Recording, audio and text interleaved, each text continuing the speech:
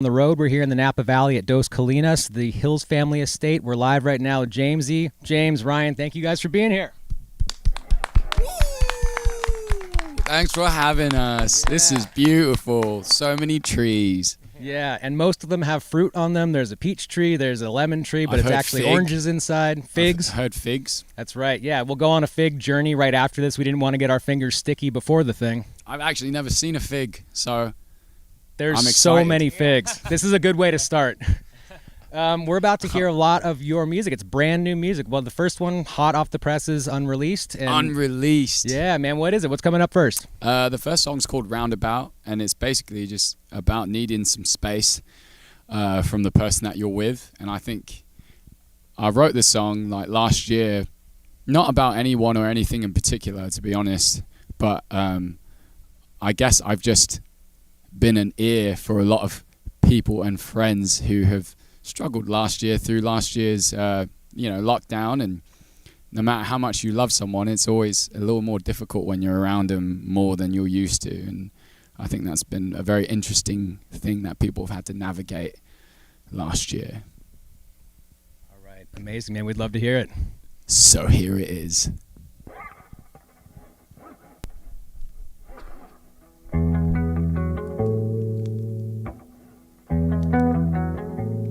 Yeah.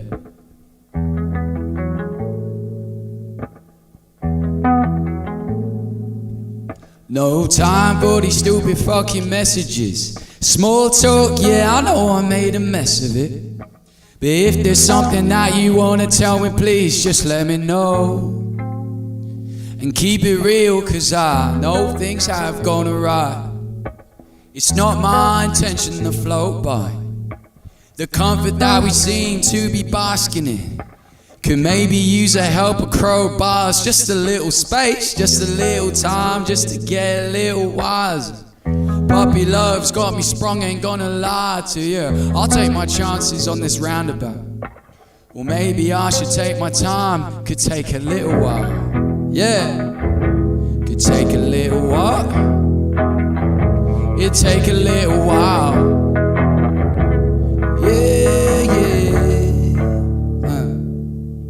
Yeah, cause I've been thinking that you wanna leave with me, but you're saying you don't wanna go.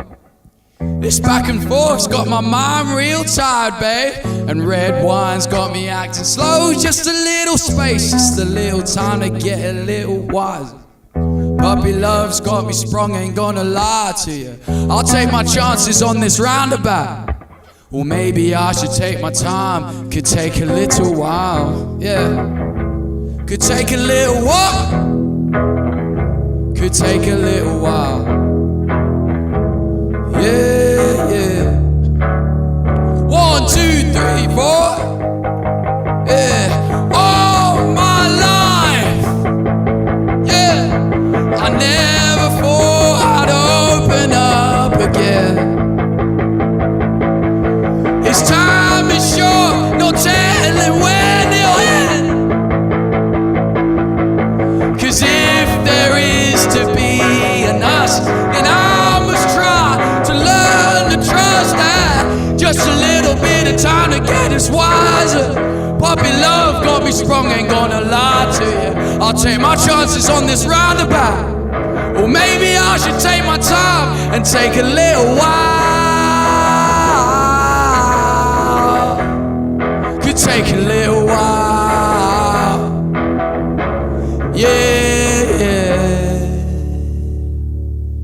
I guess I'll take a little while.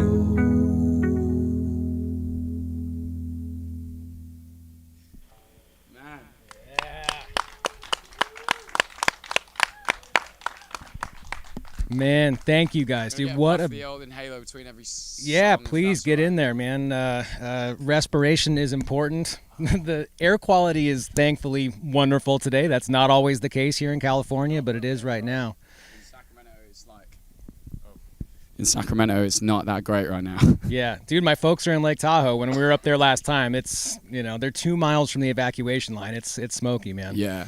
I actually never appreciated how tough Sacramento makes you in terms of pollen and allergies and smoke, and because I've been living in LA the past like year or so, and I came up, and every time I come up, it's like boom, you just get hit with it, allergies, smoke, like.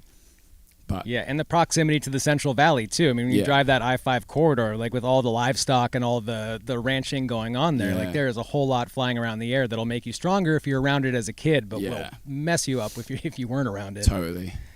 So I want to talk a little bit about geography. So you grew up in England, moved to Sac for like 20 years. When you were 13, you're in LA now. Yeah. Is Sacramento the community with which you identify the most musically? Like, is that where your people are? Are you LA identifying now, or what's? Oh, I'll always be Sacramento. I would get crucified if that ever changed. No, I love being from Sacramento. Yeah, I've been there for 20 years. I'm at this weird point in my life where I've spent more time in America than I have in England. So it's interesting when people ask me where I'm from, because my instinct is to say Sacramento, but then they're like, what? But yeah, I do identify with Sacramento always and forever. And LA is, to be honest, like I love being in LA. It's been a breath of fresh air for me. But I think anyone who's lived anywhere for 20 years, you know, you start to eventually feel a little boxed in, you know, and this, that, and the fifth. So it's been really nice to change up the environment and change the scene. But, you know, everywhere I go, every show, I let people know I'm just a kid letting people know I'm from Sacramento. Nice. Who were some of the Sacramento artists who have been important in your career 20 years ago, important now? I know you're in Hobo's band, who's here at Bottle Rock right now. Like, who are some of the artists that you've really crossed paths with a lot?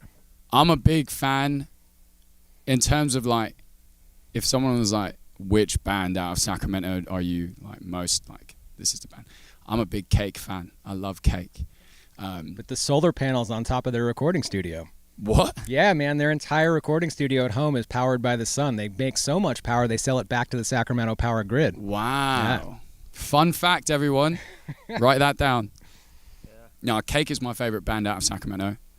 And then in terms of like which other artists from that area currently that I've crossed paths with, or... Yeah? Yeah, I mean, open-ended. Like, I don't know, man. We're just chatting right now. None of these are pointed, okay, so, not hard-hitting journalism. Yeah. All right, so Cake, number one, Cake. And then other than that, I would say the most impactful bands for me would be Low Flying Owls and Call Me Ishmael. They were two bands, like rock, you know, kind of garage rock, really cool bands. And my sister was really involved in the music scene, and those were her friends. And so when I was growing up, I would always hear their music through the walls, and then eventually went to like one of the music awards in the area, and they won one. And some of the first shows I ever went to in the Sacramento music scene was to see Low Flying Owls and Call Me Ishmael, and they honestly like really inspired me to like start getting involved in the Sacramento music scene. And then, you know, of course after that, you know, meeting Frank, and I used to host an open mic, and that's how I met Frank. He came in with his keyboard one day, and I was just like, what the heck is this? And he put it on his lap and started playing. And to be honest, I was like, I don't know if I like this, but I'm intrigued. And then, yeah, the rest is kind of history. Yeah. Beautiful, man. Well, thank you for sharing. And that's the reason why I asked that question. The two artists that you named, Call Me Ishmael and Low Flying Owls. Low Flying Owls are not artists who I was previously aware of, but now I've got, playlist additions to make. Check them out, man. Yeah, dude. Man, thank you. And thank you for your music. We're about to share more of it with the internet right now. What's happening second today? We're going to play Style. I just put this one out not too long ago on the 20th of August. And we shot a video for it with a production company called Illuminati Films. One of them was my roommate when I first moved down to LA, and so it's kind of cool to involve and bring him in on the project, and I think he did an amazing job. So if you get a chance, whichever camera, check it out. But yeah, this one's called Style.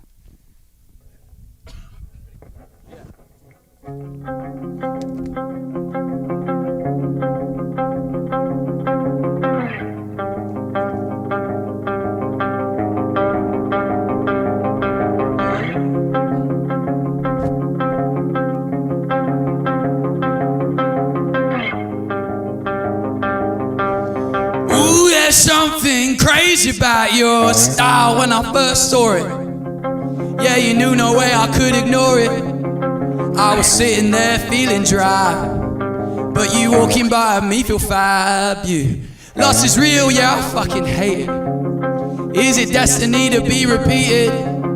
It's the fear in most of us, you see. That baby, ooh, there's something crazy about your style. Keep me guessing, baby, 'cause you know how I've been feeling lately. Now I won't put anything else above you, but maybe me and all the shit I'm trying to do for me, please, a little favor. Don't let me stand in your way ever, between the things that you want in life. 'Cause baby, ooh, there's something crazy about your style. Ooh, there's something crazy about your style.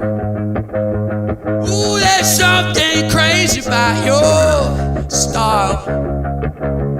Ooh, there's something crazy about you. Yeah, yeah. Yeah. Did I tell you I loved you lately? What am I thinking? Standing there and hardly blinking. My heart is sinking, turning up the radio, dancing in the living room. Hard for me to really know. Wish my mom would let you go, 'cause I've been thinking about all those rainy days too. Hustled up for a movie or you. What's the name of that ice cream we ate? Double mint chocolate chip. Fuck it, give me the dairy. No, all that shit is gonna do is make me feel gross. Look at us laying there in a comatose. I wouldn't change it for a thing. And it all started with your style. Yeah, it all started with your style. Ooh, you gone and caught me with your style. Ooh, you gone and caught me with your style. Yeah, yeah.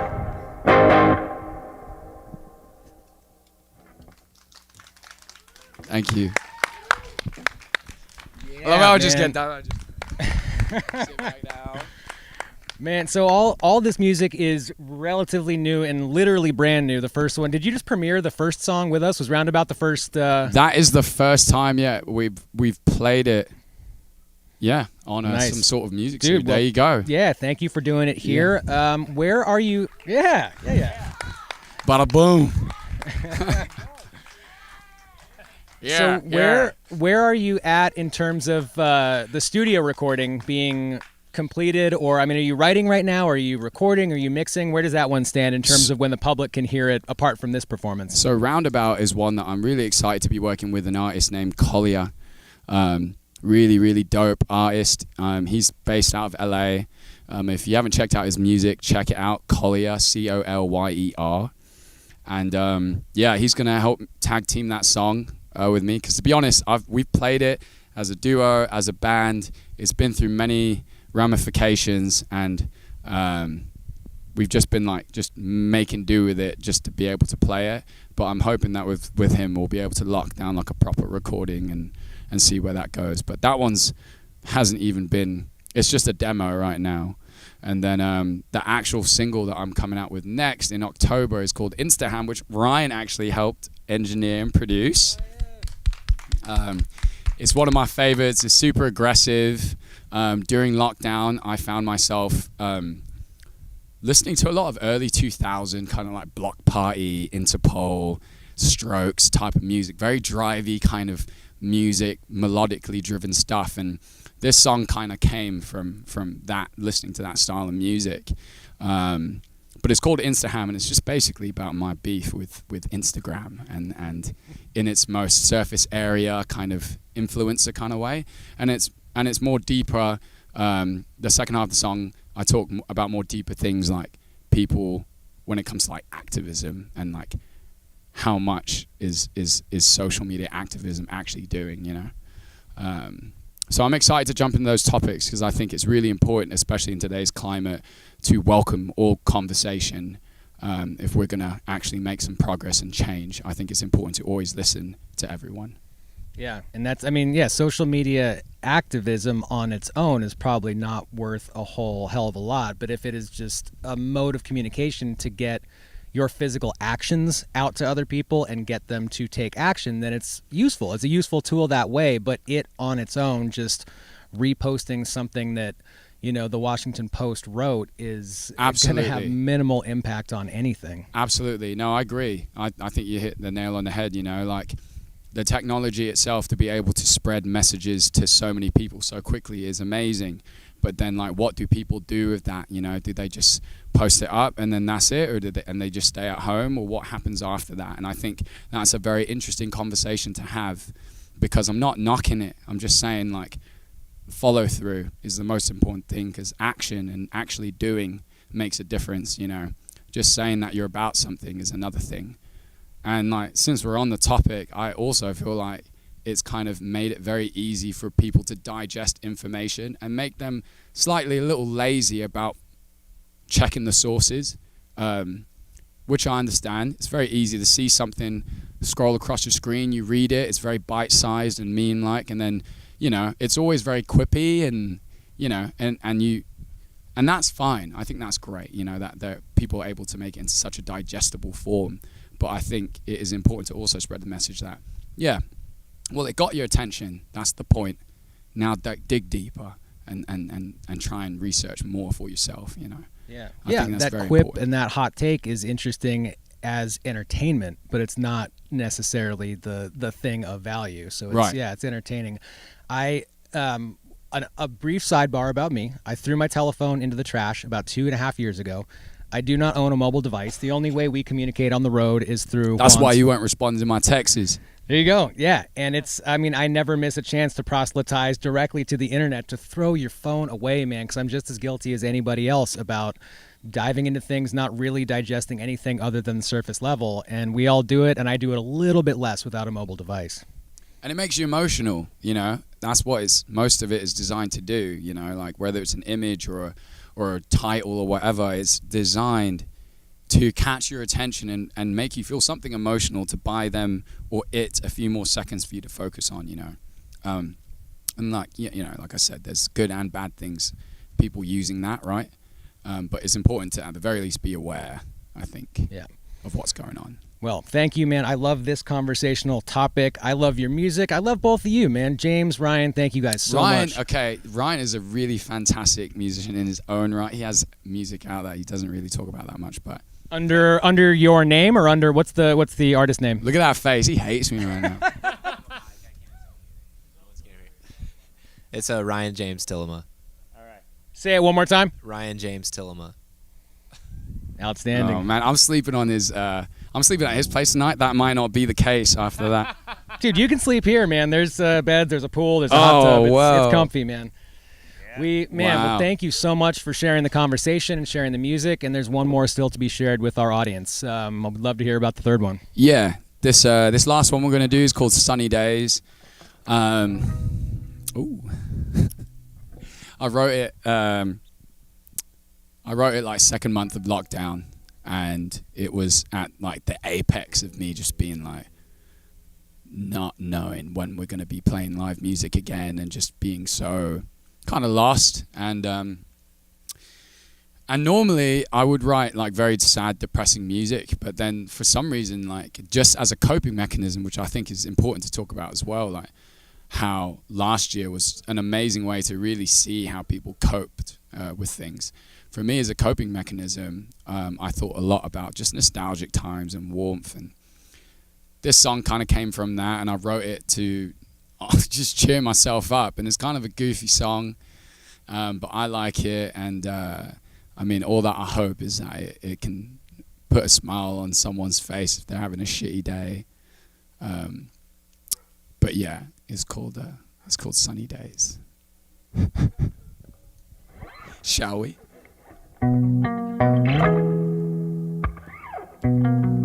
Yeah, I miss those days. Yeah.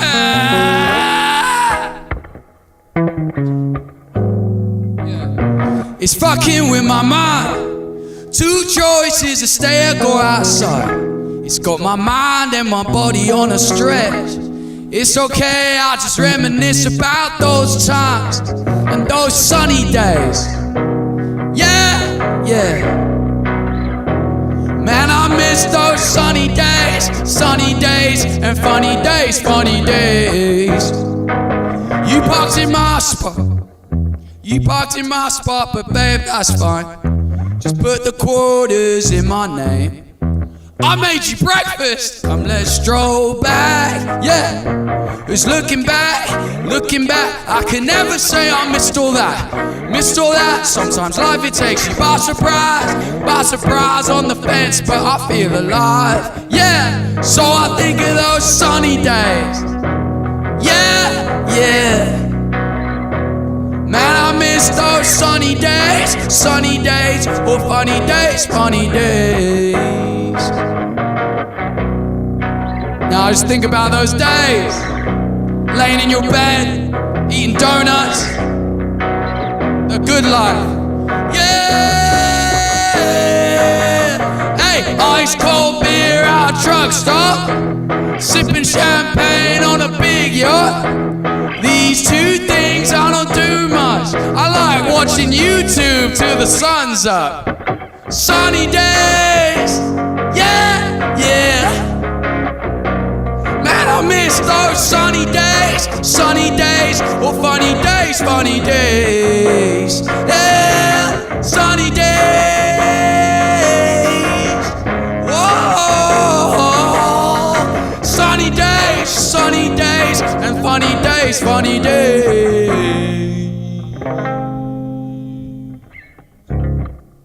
There we go.